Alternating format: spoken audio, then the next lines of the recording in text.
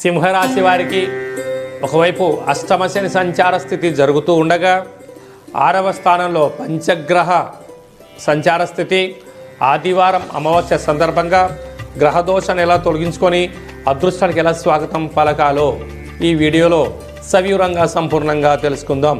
సింహరాశిలో ఏ నక్షత్రాలు వస్తాయనగా మఖా నక్షత్రంలోని 4 పాదాలు, పుబ్బా నక్షత్రంలో 4 పాదాలు, ఉత్తరా నక్షత్రంలోని 1 పాదం కలిపితే సింహరాశి.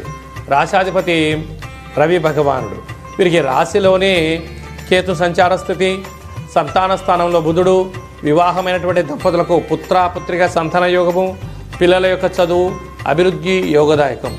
ఆదివారం అమావాస్య మరియు ఆ తదనంతరం వచ్చిన 19, 20వ తారీఖున ఆత్మకారకుడు రవి, మనఃకారకుడు చంద్రుడు, రుణరోగ శత్రుకారకుడు కుజుడు, బుద్ధికారకుడు బుధుడు, కళత్రతకారకుడు శుక్రుడు రుణరోగ శత్రుస్థానంలో సంచారం చేయడం వలన అనేక రకాలుగా ఇబ్బంది కలగబోతుంది.